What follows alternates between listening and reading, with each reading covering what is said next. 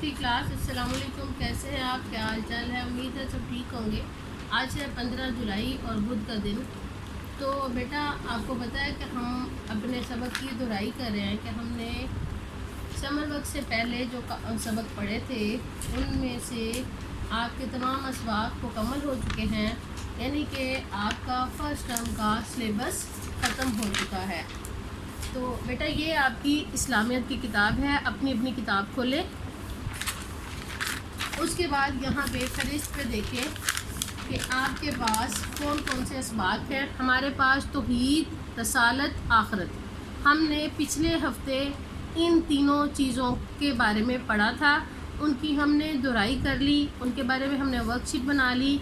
उसके बाद हमारा अगला सबक है कुरान मजीद की तिलावत के आदाब। तो बेटा ये सब जानते हैं कि कुरान मजीद की तिलावत जो है वो हम सब पर कितनी लाजिम व मलजूम है कि अल्लाह ताला ने अपने बंदों पर बहुत ज़्यादा ये मेहरबानी की है कि इंसान को ना सिर्फ पैदा किया बल्कि उसकी हदायत के लिए, उसकी रहनुमाई के लिए अपने पैगंबर भेजे जो कि तमाम इंसानों को की इस्लाह के लिए नाजिल हों।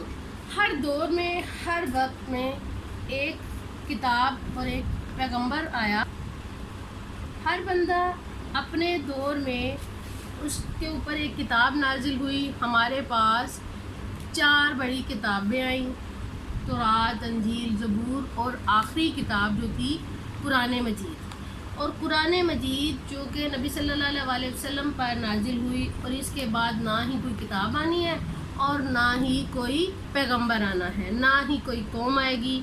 कुरान मजीद अल्लाह ताला की आखिरी किताब है जो हज़रत मोहम्मद सल्लल्लाहु अलैहि वसल्लम पर नाजिल हुई। कुरान मजीद क़यामत तक और तमाम ज़मानों तक के लिए मुकम्मल हदायत और रहनुमाई का ज़रिया है, जिसके बग़ैर हमारी ज़िंदगी नामुकम्मल है। अल्लाह ताला ने इस किताब का ज़िम्मा खुद लिया है। अल्लाह ताला इसकी हिफाजत खुद करते हैं और इसका एक लफ्ज़ पढ़ने के लिए हमें 10 नेकियां मिलती हैं। अल्लाह ताला ने कहा है, अल्लाह ताला का हुक्म है, जो शख्स कुरान पाक को बार बार पढ़ेगा और समझेगा और अमली ज़िंदगी के मुताबिक गुजारेगा, वो मेरा बहुत ही पसंदीदा बंदा होगा।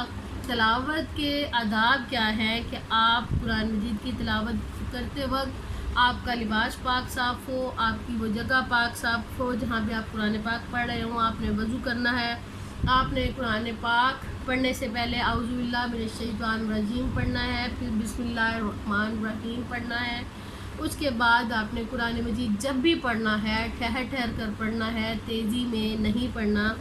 कुरान मजीद की तिलावत करते हुए इधर उधर की बातें ना करें। कुरान मजीद की तिलावत बुलंद और ऊंची दोनों आवाज़ों में की जा सकती है, लेकिन बुलंद आवाज़ से तिलावत करते हुए इस बात का ख्याल होना चाहिए कि कुरान मजीद जब पढ़ा जाए तो उसको तवज्जो से सुनें और उसके ऊपर ताकि तुम रहम किया जाए। इससे बाद हमारे पास इसकी खाली जगह पुर थी, इसके गलत दुरुस्त फ़िक्रात थे। फिर हमारे पास इसके सवालात हैं, कुरान मजीद के क्या मानी हैं। कुरान के लफ्ज़ क़िरात से पढ़ा बना जाता है जिसके मानी पढ़ने के हैं। ये ऐसी किताब है जो बार बार पढ़ी जाती है। कुरान मजीद की फ़जीलत बयान कीजिए। कुरान मजीद की फ़जीलत अल्लाह ताला की ये आखिरी किताब है जो हज़रत मोहम्मद सल्लल्लाहु अलैहि वसल्लम पर नाजिल हुई। इसके एक हरफ पढ़ने की 10 नेकियां मिलती हैं। कुरान मजीद पढ़ने के बारे में हज़ूर सल्लल्लाहु अलैहि वसल्लम ने फरमाया कि जो शख्स कुरान मजीद की तिलावत करता है तुम में से वो बेहतरीन है जो खुद कुरान सीखे और दूसरों को सिखाए। उसके बाद कुरान मजीद की तिलावत के कोई से 4 आदाब हैं कि आपने क्या करना है कि आपके पास 4 आदाब किस तरह आप लिखेंगे। कुरान पाक की तिलावत की जगह और लिबास पाक हो, वज़ू करना चाहिए, तावुज़ और तस्मिया पढ़नी चाहिए, तिलावत करते वक्त इधर उधर नहीं देखना चाहिए। तो बेटा इसकी जो मरूज़ी की चीज़ें हैं اس کو تھوڑا سا ڈسکس کر لیتے ہیں کہ ہمارے پاس اس کی مروزی کی 2 چیزیں ہیں، باقی کو ہم دوسری جگہوں پہ ایڈ کر لیں گے کہ اس کی خالی جگہ پر کیا تھی۔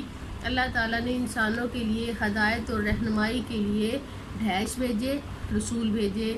ڈیش ایک مکمل ضابطہ حیات ہے، قرآن مجید ایک مکمل ضابطہ حیات ہے۔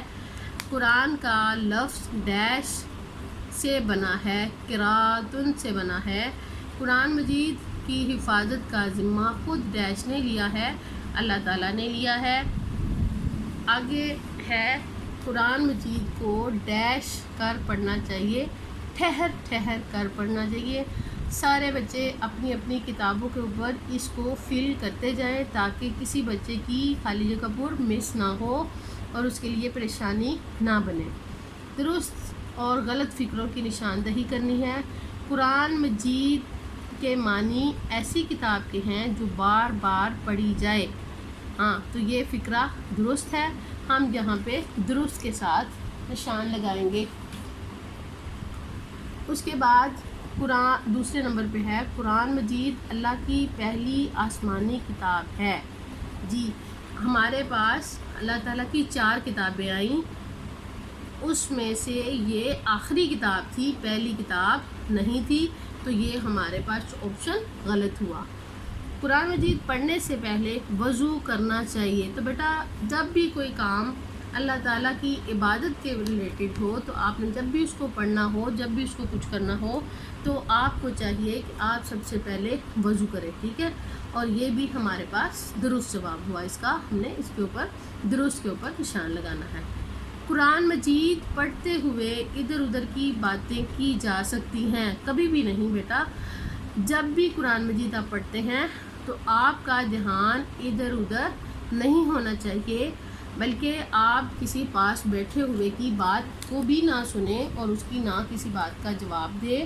اگر وہ آپ کو بلائے تو آپ اس کے بلانے کو ناپسند فرمائیں اور اس کو کہیں کہ میں تو قرآن پاک پڑھا ہوں اور اس کی بے ادبی نہیں کرنا چاہتا، اس لیے میں آپ کی بات نہیں سن سکتا۔